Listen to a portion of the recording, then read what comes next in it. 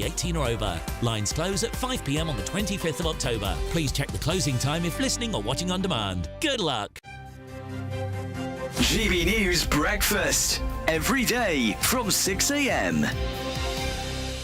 The former royal correspondent for the Sun newspaper, Charles Ray. Good to see you this morning, Charles, and so good to see Catherine back to work with a hug. It is. It's fantastic. I mean, there are a few royal jobs that touch at the heartstrings, and this is certainly one of those.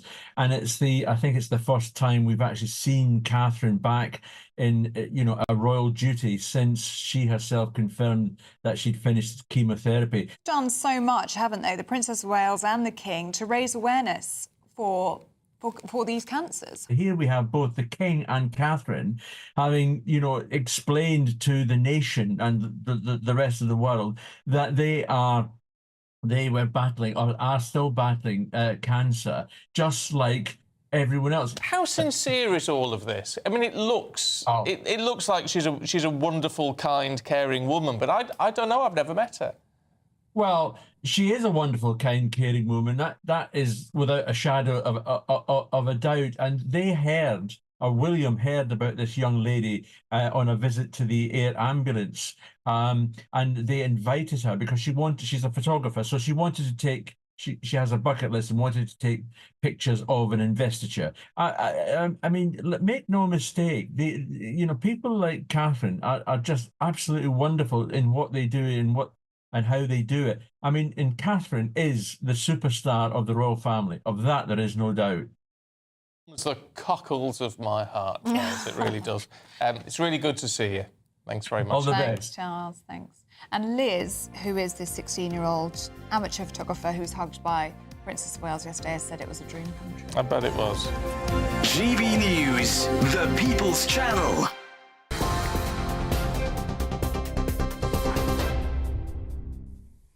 A very good evening to you. I'm Katie Bowen. These are your latest headlines from the GB Newsroom.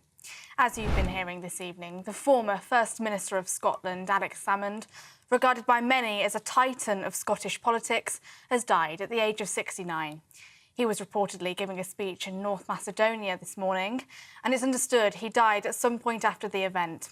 Salmond was First Minister between 2007 and 2014, leading the SNP to historic victories, including a majority in the 2011 Scottish Parliament election. He was also instrumental in the 2014 independence referendum, a campaign that ultimately ended in defeat. Following his resignation as both First Minister and SNP leader, Salmond later went on to lead the Alba Party. Tributes are being paid across the political spectrum this evening to Alex Salmond, and a short while ago, Buckingham Palace issued a statement from the King where he said that he and the Queen are greatly saddened to hear of the sudden death of Alex Salmond. His Majesty added that Salmond's devotion to Scotland drove his decades of public service. The Prime Minister, Sir Keir Starmer, has said tonight that Alex was a monumental figure of Scottish and UK politics. He leaves behind a lasting legacy. The former First Minister of Scotland, Nicola Sturgeon, also shared a short time ago that she was shocked and sorry to learn of Salmond's death, adding, "I cannot pretend that the events of the past few years which led to the breakdown of our relationship did not happen. However, it remains the fact that for many years, Alex was an incredibly significant figure in my life, and we formed one of the most successful partnerships in UK politics." And Scotland's First Minister and the leader of the SNP, John Swinney, has also said tonight that Salmond worked tirelessly and fought fearlessly for the country that he loved and for her independence. In other news tonight, 100 days into his tenure as Prime Minister, and Sir Keir Starmer admits it has not been smooth sailing. In a video posted on social media, the Prime Minister has been reflecting on Labour's landslide win in July, but acknowledged the choppy days since taking office. When asked if he thought his start had been successful, his spokesman said it's up to the public to decide. Today marks 100 days of my Labour government. Before that, 14 years of Tory failure. 14 years is a long time to cause damage. 100 days isn't much time to fix it. I will level with you. The scale of the damage is huge, but I will take the tough decisions to fix the foundations of our country, to deliver the long-term change we need, the change that you voted for. The next 100 days starts now, and I won't waste a moment. The Prime Minister there. And finally, for now, GB News can reveal that an average of 135 migrants have crossed the English Channel in small boats each day since Prime Minister Sir Keir Starmer took office. Over 13,500 have arrived since the 5th of July. And today alone, more than 400 migrants made the perilous journey from France, pushing the total for the year to nearly 27,200. A Home Office spokesman insists they're committed to dismantling people smuggling operations, saying the government will stop at nothing to bring these criminals to justice. Those are your latest GB News headlines for now. I'm Katie Bowen. Now it's time for Headliners. For the very latest GB News direct to your smartphone, sign up to News Alerts by scanning the QR code or go to gbnews.com/alerts.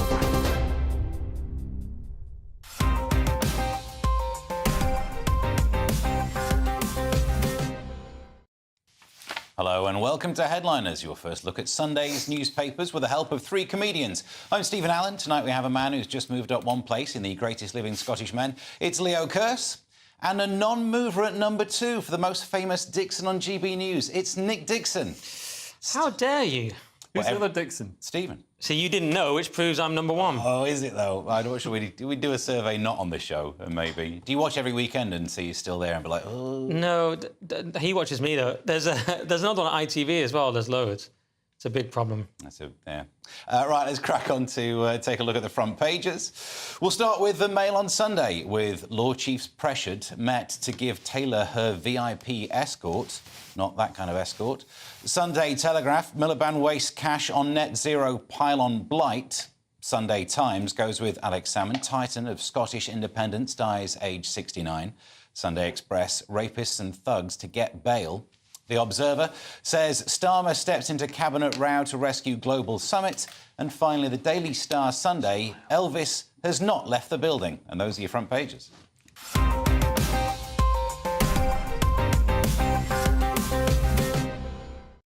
So, Leo, we'll dig into the newspapers and find what we got, starting with the Sunday Times. So the Sunday Times leads with the sad story that Alex Salmond, the titan of Scottish independence, has died aged 69. Nicola Sturgeon hails her mentor after the SNP's ex-leader collapses following a speech abroad in North Macedonia. I mean, Nicola Sturgeon, that's probably the only nice thing she said about him in the last 20 years. I mean, she, was pretty... She was part of the reason he got booted out of the party. But yeah, Alex Salmond, I mean, he had a huge impact on Scotland and Scottish politics. Not all of it positive. I mean, he really brought Scottish nationalism into the mainstream. I remember when I was a kid growing up, Scottish nationalism, it was all these like weirdos who, hated the English. And it turns out we've got loads of them, and they'd all vote for this party. And he was out in North Macedonia, which ironically is part of the Balkans. And we could see Britain balkanising into these areas based on nationalism. Wales, Cornwall, Scotland getting their own areas, and also by religion. I think we can see in a couple of generations we're going to have Muslim areas, and then the rest of England. Yeah, it was a massive figure in British politics. People talked about his charisma on the earlier show, and very effective at what he did, no matter what you think of his politics, because he took the SNP from nothing, as people were saying earlier, and then got kicked out, a bit like Steve Jobs getting kicked out of Apple. It's annoying when you take something from the ground up and then get kicked out of it. And he did sort of offer, in later years, when I spoke to Scottish people, they were... Quite a few of them liked Alba because it was an option for independence without some of the woke madness of the SNP. Is that fair? Do you know what, weirdly, I worked with him about a month ago, which means I probably worked with him more recently than Nicola Sturgeon, and yet everyone's going to be speaking to her in the news. It's weird. And it was like a comedy thing we were doing. Funny man as well. In the bit that we were doing, I said that he, the baby reindeer interview woman, I said it was him in a wig, and because he could do a really good impression of her. Fair's fair. We all do impressions on this show. He could do a really... That's she sounds like a Scottish man. I mean, yeah. Actually, I shouldn't say that. She'll sue me for $120 million. Yeah, that happens quite a lot. But yeah, I mean, so it's the charisma that makes you good at speeches also means that you can, he did loads of punditry work recently. So yeah, it's shocking to die at 69 as well. I mean, that is young these days, isn't it? Well, in Scotland. Do you know what? Fair play. Good. Yeah, how many years is that in... We can't make that comment, but luckily you can say that. Well, we'll find out, won't we? On Twitter, yeah. Moving on to the front page of the Sunday Telegraph, Nick. What have they got? Yeah, well, of course they have salmon as well, but they have Miliband wastes cash on net zero pylon blight. It's these pylon blights we've heard so much about. And what it is, Miliband is so obsessed with pylons. It says here, ideologically committed to pylons. It's just a weird thing to be... He is a bit of a pylon, isn't he? It's just a weird thing to be committed to. And he's so obsessed with 2030 that he wants to build these pylons, even though if they waited till 2034, they could do an underground cable system, which would come in £600 million cheaper. But everyone's like, oh, 2030, because they've just made up this arbitrary deadline when the world has to end. Yeah. So you have to hit everything by 2030. So imagine the damage that Pylon Ed's going to do. I've just come up with Pylon Ed, but I'm sticking with it. Yeah. I mean, I'm surprised that it's cheaper to put cables in than pylons. I thought that's why you did pylons in the air, because it was a lot easier than burying all of those cables. It took forever when Virgin Media did it around where I live, so imagine doing that through the whole country. I think it's to do with ongoing maintenance, because obviously you've got pterodactyls, you've got Ukrainian drones flying into these cables, so you know, it doesn't work out. But this is just part of Labour's ideological attack on NIMBYism. So they've decided that NIMBYism is terrible at stopping, you know, big, large-scale projects getting underway, the investment in infrastructure, it's stopping new houses being built. So the punishment is part of the process for Labour. The punishment is part of the appeal for Ed Miliband. He wants to punish people who don't, you know, people say, oh, we don't want these big pylons, you know, and they're buzzing and they're giving us weird medical conditions. He wants to build them more because of that. He gets to ruin people's areas on the way to ruining energy, so it's all a win. And he gets to ruin the country as well. Yeah, amazing. But we've got some of the highest... This push for net zero is just completely bonkers, because Britain's a tiny part of the world, tiny part of world emissions, and we've got some of the most expensive electricity in the world. So we shouldn't be, and this is holding back, as well as putting a cost onto people and as well as killing people because people can't afford to heat their homes or chill their gin and tonics. It's holding back our economic growth. And in a few years, like, solar is becoming so efficient and so cheap that, you know, we're not going to need pylons going out to the North Sea. We'll just be able to have solar panels on everything. You think solar's going to work in England?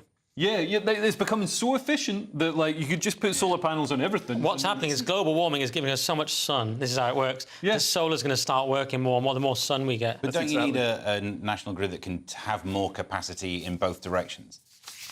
But if you're producing at home, then you can just add into the grid. But you need a grid that can actually, you know, deal with both ways of flowing power. I think a lot of power is going to become decentralised, so we're going to have solar just, you know, everywhere. So the power is going to be where it's needed. We're going to have battery storage, and also we're going to have modular nuclear reactors. And I think Ed Miliband should be investing in nuclear and not these fangly nonsense pylons. And just quickly, just for balance, I just want to say climate change isn't real.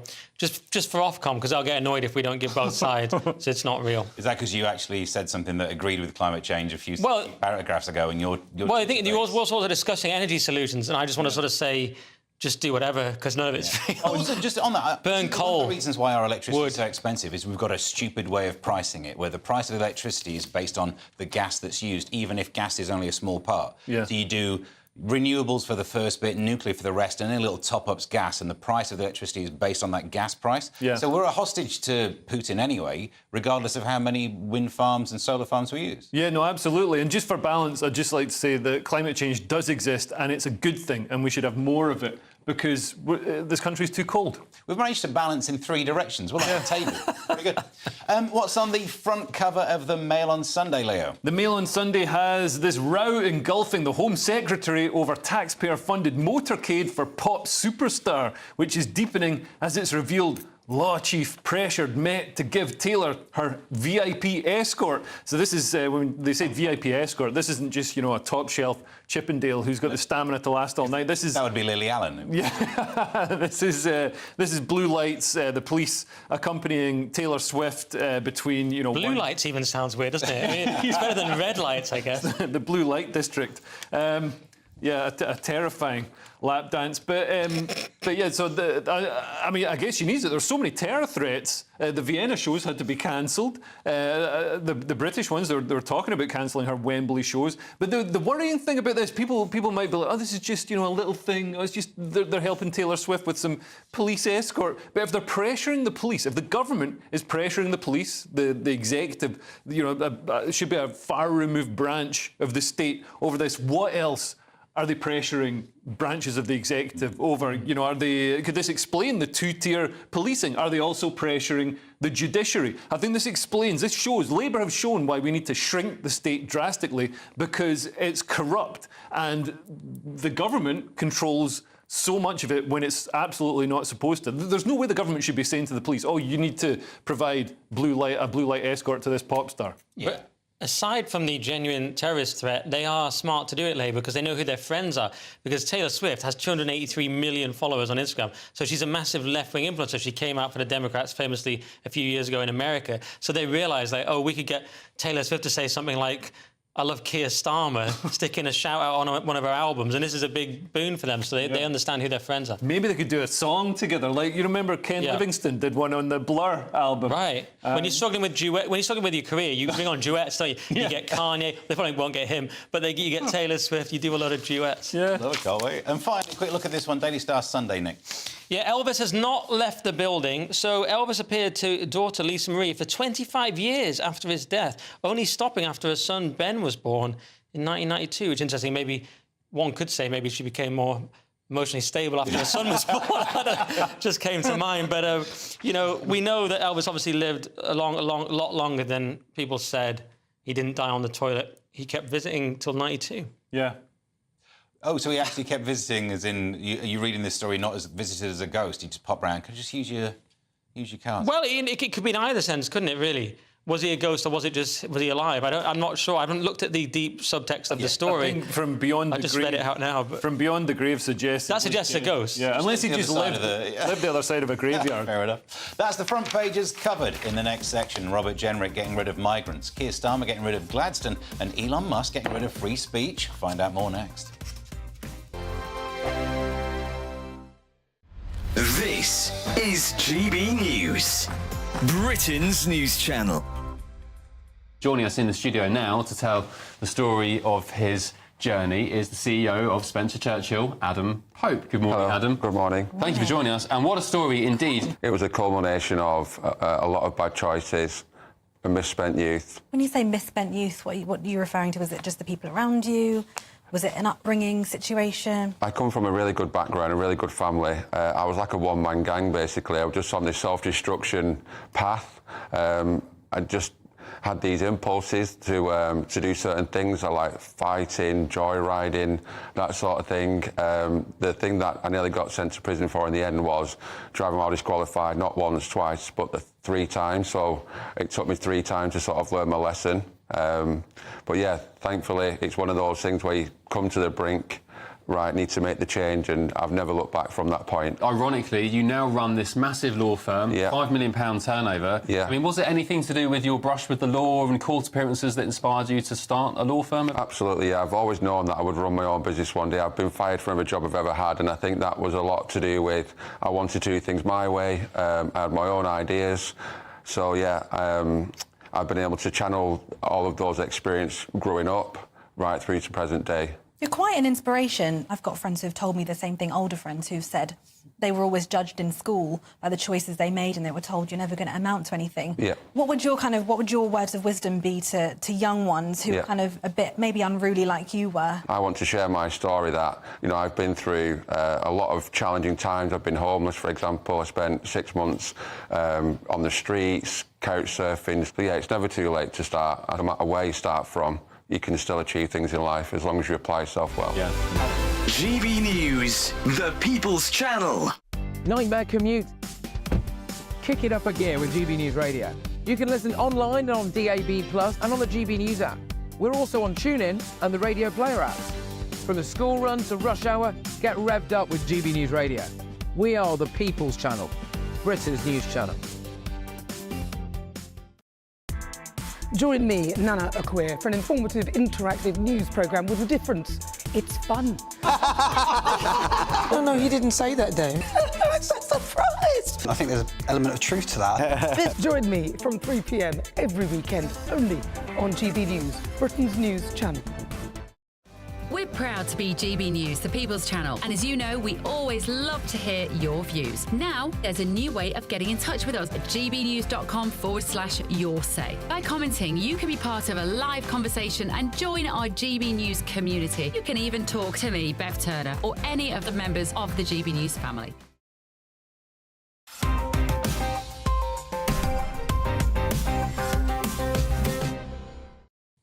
Welcome back to Headliners. I'm Stephen Allen with Leo Kearse and Nick Dixon, the male Leo. And Robert Jenrick wants to get rid of all migrants, so he's clearly worked with Lewis Schaefer. So Robert Jenrick vows to kick 1 million illegal migrants out. I mean, it's a start. As Tory leadership candidate vows to end Britain's soft-touch reputation. When he's Prime Minister, he's going up against... it's just him and Kemi Badenoch left in the Tory leadership race. So, I mean, if you think he can't do it, he's also shed 4 stone. He's got rid of 4 stone of fat from his own body, which is probably tougher. The ECHR was trying to stop him from taking that Ozempic jab. He deported a lot of fat. Yeah, he's deported a lot of fat. So I trust this. And it was only initially Ozempic, then he later just did it the old school way. Yeah, well, Ozempic only works, like, you've got to keep taking the drug. It's a terrible way to lose weight. You really need willpower, and the fact that he's actually shown he's got willpower suggests he might actually be able to do something. Didn't he use the drug to get down to that weight and has simply maintained that weight since? Yeah, but then he's not used willpower to lose weight. He's used willpower to just maintain weight. That's got to be easier, hasn't it? But then as soon as you stop taking the Ozempic, you want to eat food again. So if you haven't made the structural changes in your life to not get fat, you'll just bounce back. It's still hard. And you've lost weight recently, Steve. Bit of Ozempic? Mainly running. Touch of Ozempic? I'm a 5K guy these days. Right. Which was the last time we were on the show, I was saying it's just to get out of the house. I don't even like running. Right. But I prefer it to being indoors. I thought you were talking about your salary. What's interesting is that this Robert Jenrick, who's a Remainer, so he's taken a bit of a swing to the right. But people are saying, especially in a lot of the Tory wets are saying, oh, he's too hard line. This is going to alienate voters. I think people don't understand. This isn't particularly hard line, particularly by historical standards. In the 1500s, this would have just been seen as common sense. But I think especially by the time the next election comes round, with Starmer letting in how many thousands of people in a month, it's ridiculous. This is going to be what all the parties are going to be pushing. Well, Reform and the Tories, Labour will probably be promising the same thing, but won't actually be doing it. Well, I mean, go on.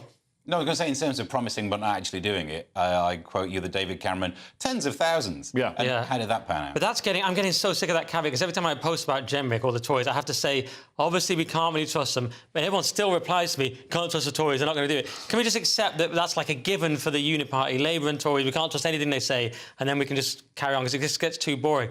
Jenrick, this is interesting, because he, as Leo says, not that radical, but it actually puts him more in line with the sort of European right. The question has been, why is Britain so far behind? And there's many theories, first past the post system, many other theories, but we're sort of out of step with Europe. This just puts us more in step with Europe. Where it gets really interesting to me is this actually puts him to the right of reform, potentially, because we have Farage, particularly in his interview with Stephen Edgerton, being very coy about deportation.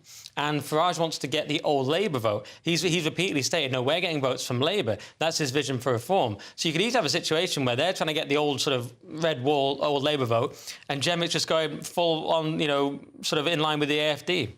But they both get to say things out loud that they don't have to worry about delivering on. I mean, Robert Jenrick could say whatever he wants right now. He's never going to be under pressure to deliver. But I think he actually would. I mean, the trouble that Rishi and Prime Ministers have had in the Tory party is they haven't really had the will or the means to effect that change. I know Liz Truss talks about how, there's this sort of woke blob, almost like a deep state that stymies, any attempts at changing. But Tony Blair, when he got in, managed to do a sort of root and branch reform of the civil service and bend it to his will and make it do what he wanted. And I think somebody like Robert Jenrick could do that.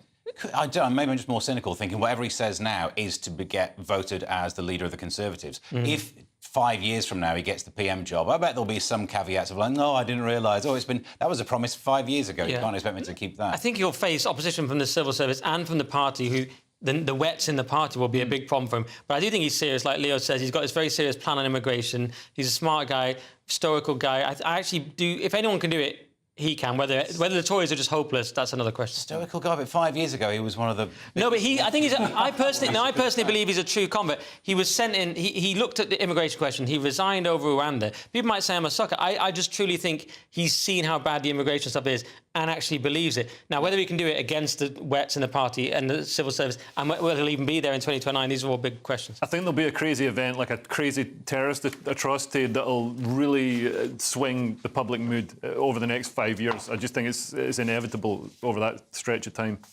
Right, there's a clip we'll play back at some stage. Nick the Observer, what's been memorable about Labour's first 100 days in power? It's been a riot. Yeah, it's been great. So we all hope it's teething troubles, but worry it's something worse. The inside story of Labour's first 100 days in power. And it's a kind of long Guardian insider piece. And for the Guardian, it's actually not bad. It's a bit of a puff piece because it's running cover for Labour, sort of like... the personalities behind it, and let's sympathise. For example, there's a part about how it's such a tough transition in this country that other countries get a longer period to get used to power, whereas in our country just shove straight in there after no sleep, and it's like, right, govern the country.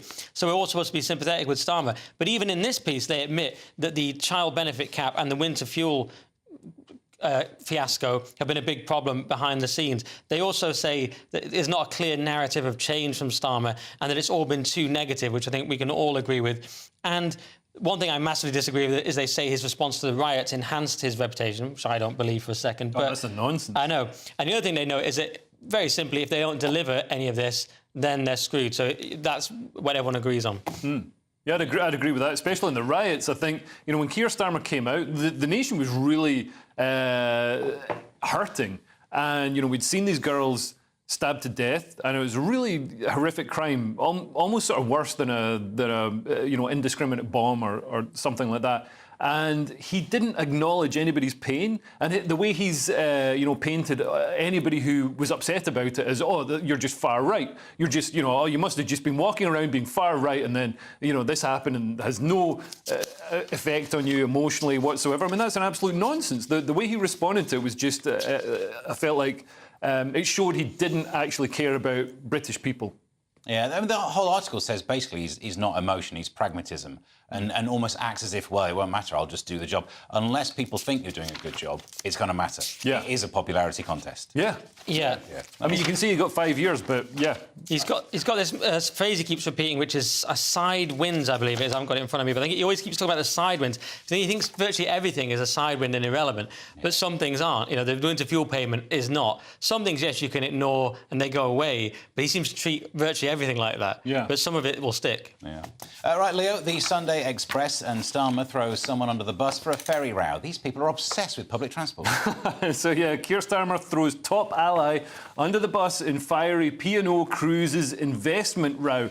She didn't invest in a couple's holiday for them. This is much bigger than that. So he's forced to respond to comments made by his Transport Minister Louise Haight after she called out cruise giant P&O for mass layoffs. So she made bold claims about the cruise and ferry company, calling them rogue and cowboy operators for sacking 800 staff members in favour of cheaper agency labour often from overseas.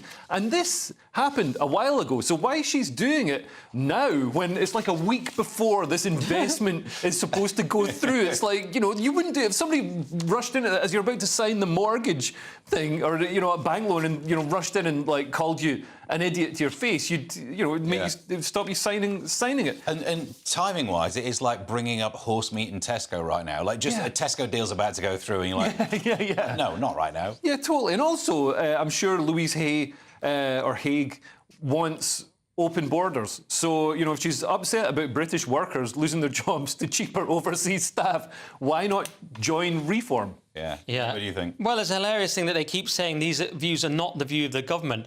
But why are sort of senior government people then saying them now? It's completely absurd. And Starmer's piped up and said, there's going to be choppy days, choppy moments. He's going with a kind of seafaring metaphor there, which is quite clever. Fine, unless you're talking about, P&O, in which case, don't remind people of choppy waters. Exactly. They're trying to bankrupt this company. There are choppy waters. Some people fell into them. Yeah, don't say that. And he's talking about side winds again, which I was just talking about in the last article. He's on about his side winds. There are bumps and side winds.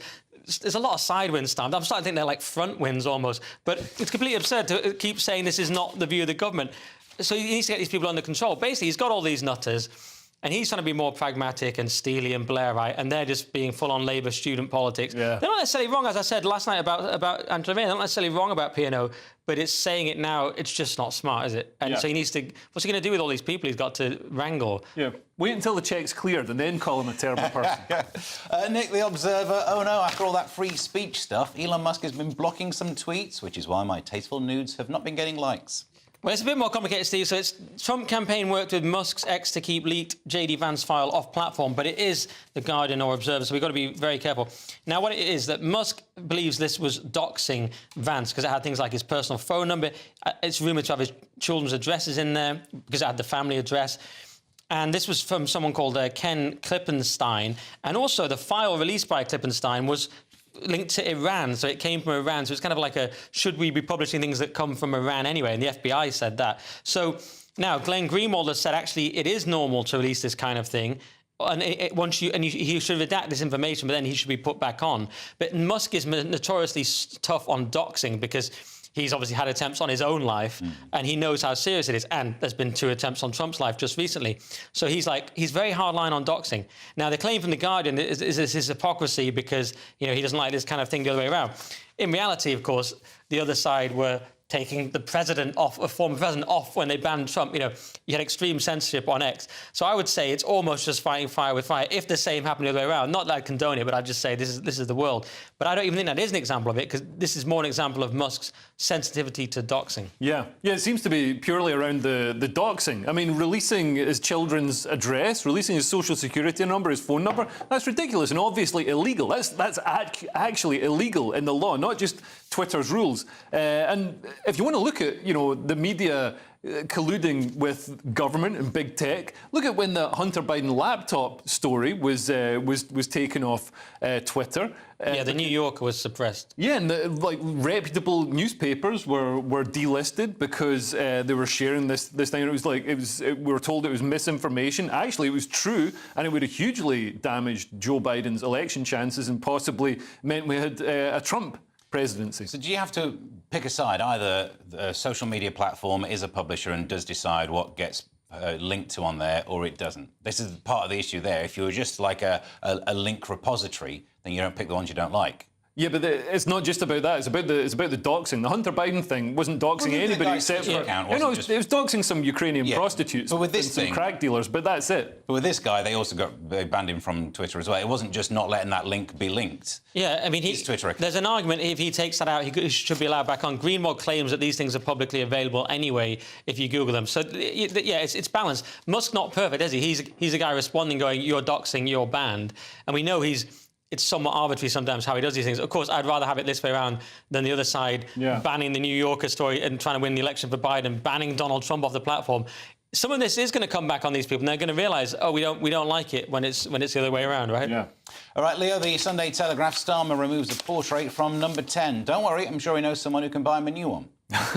So Starmer removes a portrait of Gladstone, William Ewart Gladstone, from number 10 in the wake of slave trade accusations against William Gladstone, not Starmer. So a 19th century painting of the 4-time Liberal Prime Minister had been displayed in Downing Street under the previous government. And this follows Keir Starmer taking down the portrait of Margaret Thatcher. And this does happen. When a new leader comes in, they say, I don't want these pictures, I want these ones. But this seems particularly ridiculous considering William Gladstone. I mean, he's been accused, we've got this trend for decolonialism and all this sort of stuff, reparations and stuff. But William Gladstone wasn't a supporter of slavery. He made, early on in his career, he made some comments saying we should refund the people who've given up their slaves. But he was under pressure from his father. The rest of his life, the rest of his career, he's a huge critic. I think even that wasn't, pro-slavery. It was just saying, we should refund these people. The rest of his life, he was very progressive, definitely progressive by those times, and probably quite progressive by these times. He became one of the founders of the Society for the Extinction of the Slave Trade and the Civilization of Africa, and he denounced slavery in the American Confederate States as detestable. So this is, I mean, he's basically a pink-haired, he's a pink-haired, like, liberal Democrat, you know. So if it is ideological, it's absolutely absurd, but we don't know, because Starmer took down the Thatcher painting just because he didn't like the way it was looking at him. Yeah. So we're not sure. Rachel Reeves was Ghostbusters 2. Yeah. Rachel Reeves was purely ideological because she only wants art from women there because she's a Philistine, obsessed with, you know, whatever that means. But the idea that this sentence here, Gladstone has images of Gladstone have proven contentious since the Black Lives Matter protest. Do you know what else is contentious? The Black Lives Matter protest. Starmer kneeled for Black Lives Matter in his office, but can't have Gladstone. So if it is ideological, it's completely absurd, right? Yeah. You can't have a reformer, 4-time Liberal Prime Minister, but you can kneel for a sort of violent, discredited organisation. There are so many ifs in this story, though. It's a classic Telegraph one, because all we know is that the logbook that tells you where art is says it's no longer in number 10, it's in storage. That's all we know. Right. And they've managed to get 1,000 words out of it, going, oh, it might be because of... There's a lot. How dare you say classic Telegraph, Steve, on GB News. Telegraph. That's the end of part 2. In the next section, Adolf Hitler is an influencer, as if you didn't hate him enough already. And Rupert Everett says he likes colonialism. I hope he doesn't think that's to do with cologne. Find out next. Hello, here's your latest weather update from the Met Office for GB News. We've got plenty of fine weather in store across the UK over the next day or so, but as we head into the new working week, things will turn more unsettled. We'll see some rain developing at times, but all the while, those temperatures starting to climb as well. At the moment, low pressure is moving off the scene out into the North Sea. That's allowing a ridge of high pressure to build in from the west, so things starting to quieten down, but a bit of a chilly northerly breeze developing as well. And certainly as we go into the overnight period, we'll hold on to quite a few showers in that northerly airstream across the north and northeast of the UK. Some wintry showers across the high ground in Scotland, but things will start to quieten down from the west as that ridge of high pressure builds in. Lots of clear weather developing, and certainly by the morning on Sunday, a touch of frost forming, particularly across the north of the UK where temperatures will dip below freezing. As for Sunday itself, then, we'll get off to a pretty showery start again, once up towards the north and northeast of Scotland. Again, a few of those showers a little bit on the wintry side across the mountains. Quite a keen northwesterly breeze still blowing here too. Further south across southwest Scotland into Northern Ireland and the north of England, mostly fine. Plenty of sunshine, although some high clouds starting to come in across Northern Ireland, turning that sunshine a little bit hazy. Quite hazy the sunshine too across parts of Wales and southwest England. So the best of the sunshine to start the day generally the further east you go. And we hold on to quite a bit of sunshine across many eastern parts of the UK through the day on Sunday. The showers in the far northeast tend to fade away. That brisk wind also easing through the day. But notice out towards the west, clouds starting to come in from the west there. And we'll start to see some patchy rain developing across parts of Northern Ireland and the west of Scotland by the very end of the day on Sunday. A chilly day up and down the country, highs no better than 7 to 9 Celsius in the north, perhaps up to 11 or 12 at best towards the south and southwest. As for Monday, well, a very unsettled day developing across the south of the UK.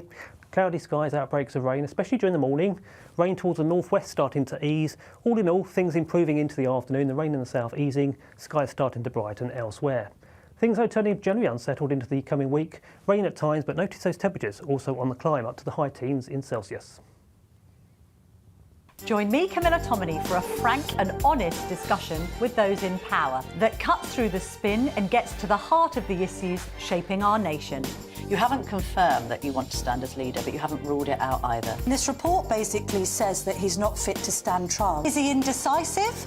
Incompetent? I deliver the dose of reality Westminster needs. That's the Camilla Tominey Show at 9:30 every Sunday on GB News, the People's Channel, Britain's news channel. It's Patrick Christie's Tonight, and here we do things differently. It's explaining the absolute madness of this, doesn't it? It's explosive. I mean, this is very good. It's lively. 850. Your government sat there, Sean, and it did nothing. It's controversial. And the Middle East has been in turmoil since before I was born. It's everything you need to kickstart your evening. Everyone's had their Weetabix tonight. I love to see it. That's Patrick Christie's Tonight, weeknights from 9 p.m. Only on GB News, the People's Channel, Britain's news channel.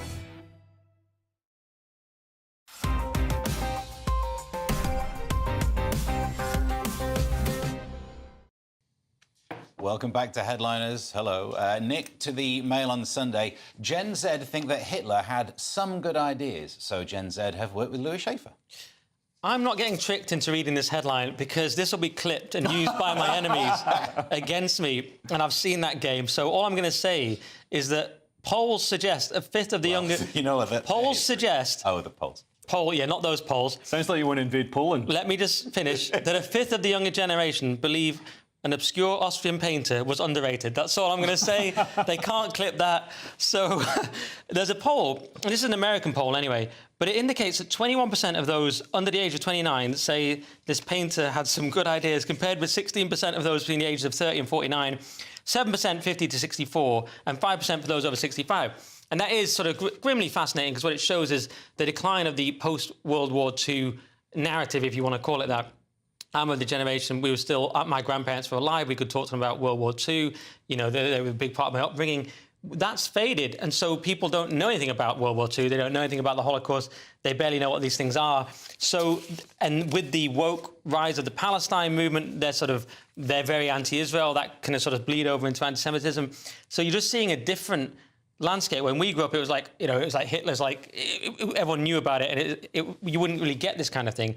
But that is changing now with Zoomers not knowing about it, basically. I mean, young people don't even know what 9/11 was, so, you know, why are we asking them questions? Yeah, no, absolutely. But a lot depends on how the question is phrased as well. So the survey asked 1,000 likely voters whether they think Hitler had some good ideas or if he was evil and had no redeeming features. Now, that's a very, you know, absolutist way to look at it. And, you know, you might think, well, yeah, what he did was absolutely evil and, you know, horrible. But the uniforms were nice. I thought you were going to go with the roads. You went with the uniforms. Yeah, or you know, you could find, or you know, some people might say, well, the Weimar Republic, you know, Germany had been absolutely broken, so, you know, economically he lifted it, you know.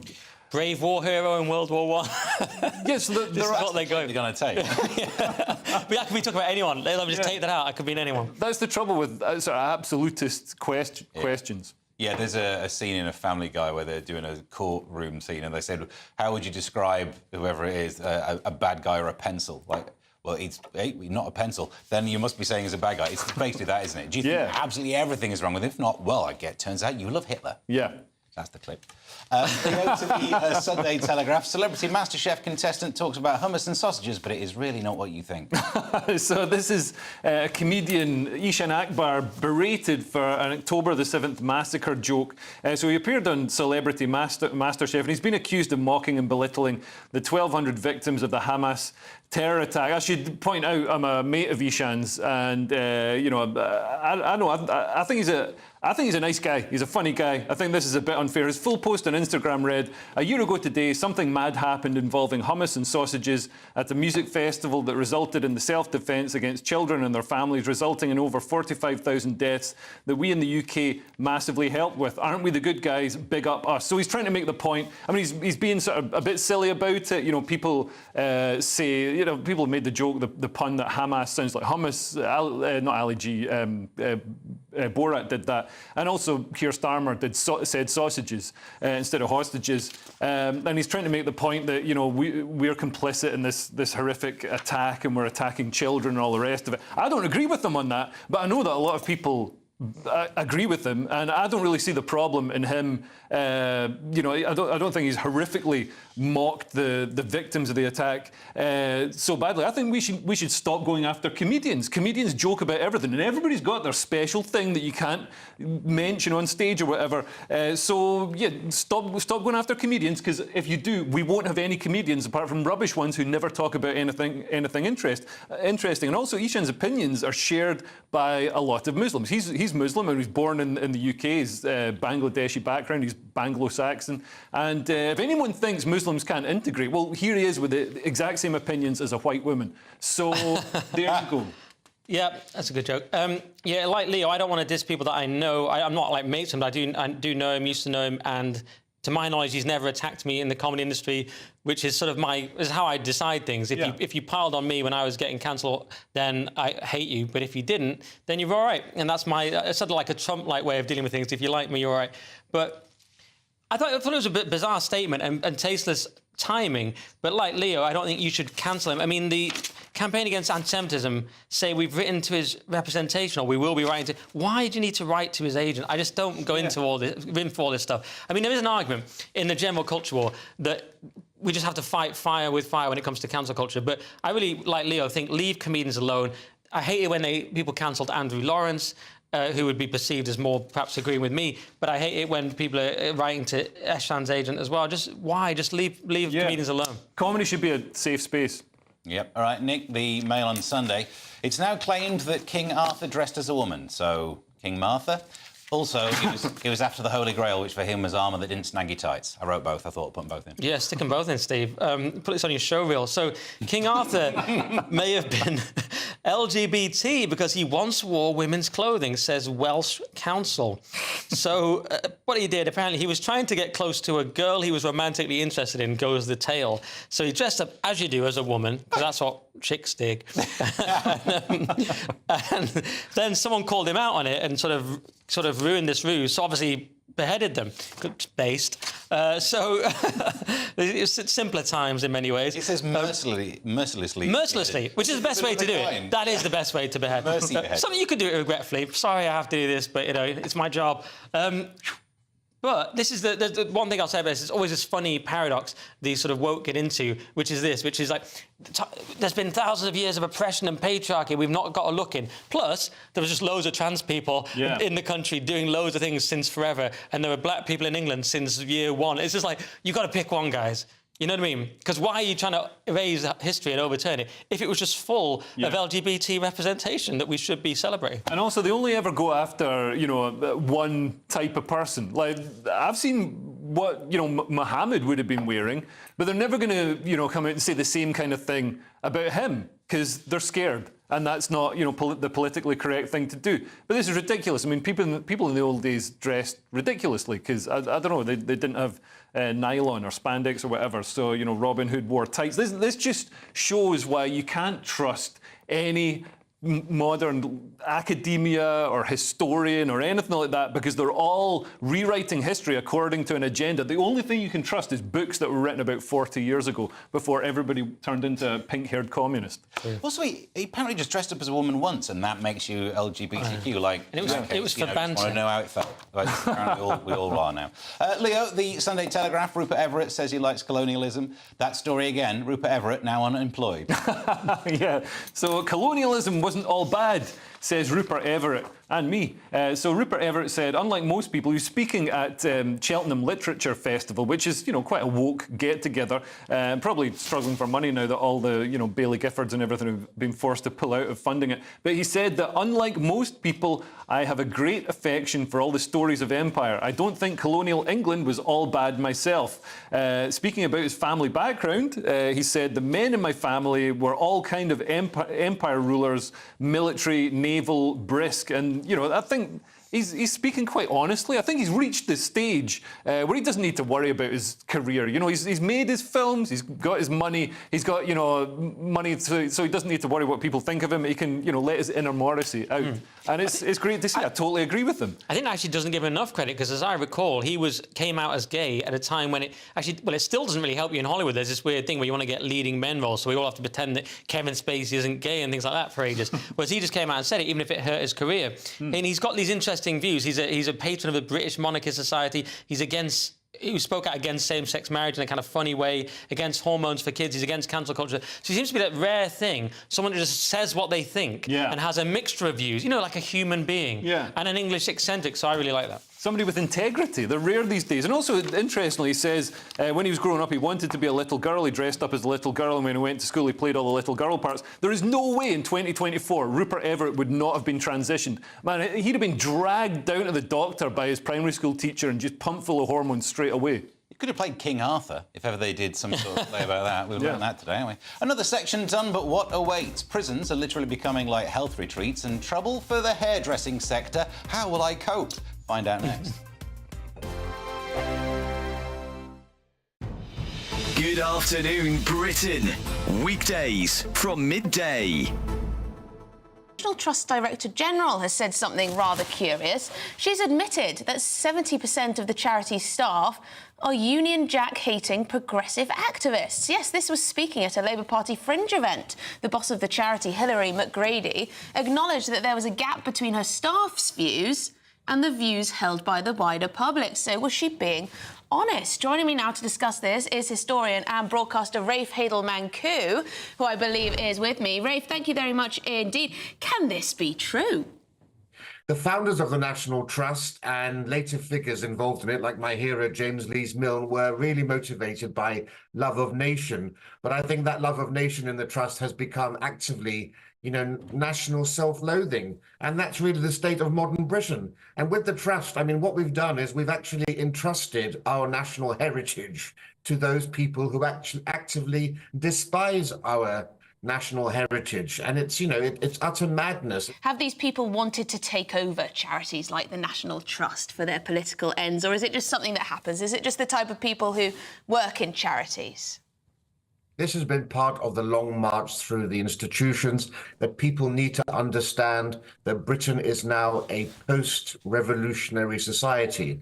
So the buildings that house our institutions look the same, but the people who now run them bear no comparison to the generations who lovingly built and ran them. They are cuckoos in the nest, and we need to understand that. And of course, once you realize that, of course, that explains completely why, the National Trust and others have crudely tried to denigrate our national heroes and link them and their houses to colonialism and slavery, as they ludicrously tried to do. GB News, the People's Channel.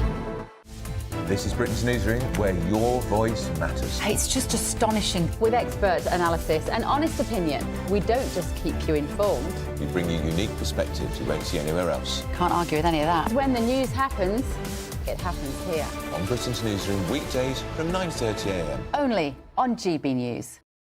Conservative MPs have finally chosen their top two for the leadership. And now, it's over to the members. Join me, Christopher Hope, on Thursday as Kevin Badenoch and Robert Jenrick are quizzed by Conservative Party members and myself at our GB News leadership event. And afterwards, join me, Patrick Christys, with a live studio audience and a star panel as we discuss what it means for the Conservative Party and what it means for you. Decision time, the race to lead, from 7 p.m. this Thursday, only on GB News, the People's Channel, Britain's news channel.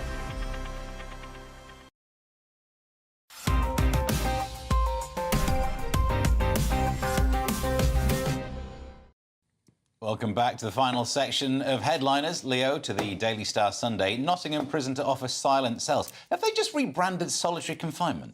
Where are we? Yeah, British prisons provide silent cells for lags craving peace and quiet behind bars. So they're being offered low sensory load cells in the hopes that it's going to calm them down and accommodate their needs better. So they're away from the main landings on the 7 wings at the Category B HMP prison in Nottingham, which holds 900 plus men. I don't know what a plus man is, according to the Mirror. I don't know. I think this is... We're sort of told that, prisons are so brutal and so tough and overcrowded, but then you also hear that you're getting these special sort of Elon Musk-designed sci-fi pods where you're protected from anything. Lavender pillow as well, I imagine. Lavender pillow. You can also apply to attend a CAM gym session to escape the grunting bodybuilders on each wing. I mean, I've been paying for acupressure sessions. I might just commit a crime instead. At this rate, they'll be furious that they get released at 40% of the way through their sentence. Yeah. Yep. This would be great for me. If I ever flip or post the wrong meme and I just go to prison, I would love to have the quiet side, because I always get the quiet coach on the train, and a lot of people just don't observe it. They just talk on their phone anyway. So I'm just like, this is the quiet train, and I would love to be in the... I mean, I wouldn't love to be in prison. Yeah. But if I was, I'd love to be in the quiet cell. Treating another inmate like you're on the quiet carriage is about, shh, don't you, this is the quiet part of the prison. Probably is the reason you get stabbed. Yeah. Right, but yeah. quietly. But if you stabbed everyone else, then it'd be really quiet. Yep. Nick, the Sunday Telegraph, Mike Tindall moans that he's pale, male and stale. Yeah, try being pale, male, stale and not married to a royal, Mike. It is harder. Yeah, and on GB News. So it's Mike Tindall, James Haskell and Alex Payne, where pale, male and stale, that won't do much in 2024, which was a kind of weird quote where it didn't really make sense. But you shouldn't even really use the phrase unless you're going to really say it's bad, in my opinion. This is a kind of weird think piece about their podcast, which seems to me like a kind of fake, edgy, normie podcast where they say things that are mildly edgy, but not really. They're saying, trans women shouldn't be in women's sports, which is fairly edgy, but they say the fact whether you think they're women or not is kind of irrelevant, which it's not. But then there's another bit where they say, we've done more for champion women's rugby than anyone else, but then the guy had to apologise for it or something. It's one of these... It's sort of masculinity It's like they're saying in the article, it's masculinity's back, but it's kind of like back, but in a very tepid way. That was my reading of it. I've never listened to the podcast. I hate rugby. Like 40 seconds on this, Leo. The Observer. In economics news, hair salons are facing cuts. Nice. You cut away from me before the word cuts as well. You should do the fringe. Hey. So England's hair salons face recruitment crisis as Gen Z shuns profession. The owners say it's almost impossible to hire new stylists after a 70% decline in people enrolling in apprenticeships. A hair stylist says, it's a brilliant, brilliant career. I mean, all right, mate, it's not that great. You're a hairdresser. He says, it got me from a council estate in Barnsley to working in a hairdresser. It's like that's in just... Barnsley. Yeah, you've got to start really bad for it to be a great career. Well, that's the show nearly over, so let's take another quick look at Sunday's front pages. The Mail on Sunday, Lord Chiefs pressured Met to give Taylor her VIP escort. Sunday Telegraph, Miliband wastes cash on net zero pylon blight. Sounds like a tree thing, doesn't it? Sunday Times, Alex Salmond, Titan of Scottish independence, dies aged 69. The Sunday Express, rapists and thugs to get bail. Observer, Starmer steps into cabinet row to rescue global summit. And finally, Daily Star, Sunday, Elvis has not left the building. Those are your front pages. That's all we've got time for. Thank you to my guests, Leo Kirsten, Nick Dixon. Simon Evans will be here tomorrow at 11 p.m. with Kerry Marks and Josh Howie. If you're watching at 5 a.m, stay tuned. Breakfast is on its way for you next. Till then, have a good one.